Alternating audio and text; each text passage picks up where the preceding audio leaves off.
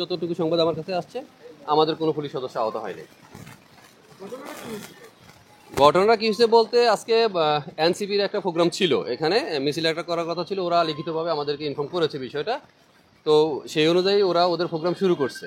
কিন্তু আমরা আমাদের গোপন তথ্য জানতে পারছি বিএনপির একটা প্রোগ্রাম হওয়ার কথা, যদিও তারা আমাদেরকে অফিসিয়ালি সেটা ইনফর্ম করে নাই। তো আমরা জানার পরে আমরা এই দুটো বিষয় যেন কোনো প্রবলেম ক্রিয়েট না হয় আমরা দুনো পক্ষের সাথে কথা বলেছি, চেষ্টাও করেছি।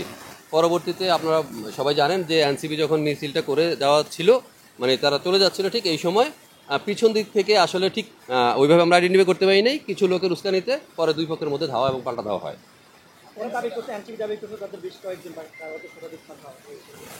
যদি আহত হয়েও থাকে ওই ইনফরমেশন আমরা পরে পাবো, যেহেতু ঘটনাটা মাত্র ঘটলো, আমরা তো ইনফরমেশন কালেক্ট করে সেটা আপনাকে ডেলিভার দিতে পারবো, যেহেতু আমাদের কাছে ইনফরমেশন আসেনি, যখন আসবে আমরা আপনাদের ক্লিয়ার করে দিই। অনুমতি বলতে না, আসলে অনুমতি বলতে যাবো যে আমাদেরকে ইনফর্ম করা হয়েছে যে ওনারা ওটা মিছিল করবে, ইনফর্ম করা হয়েছে, আমরা এটাকে অ্যাকসেপ্ট করছি যে ওরা মিছিল করতেই পারে, শান্তিপূর্ণভাবে করবে বলতে করছে। এখন মিছিল চলাকালীন সময় যেহেতু একটা ইনসিডেন্ট ঘটছে, ধাওয়া পাল্টা দেওয়া হয়েছে, এখন এটা আসলে অ্যাকচুয়ালি কাদের কারণে হয়েছে এটা আমরা পরবর্তীতে তদন্ত করলে বা তথ্য কালেকশন করলে আমরা জানতে পারবো, তখন আপনাদের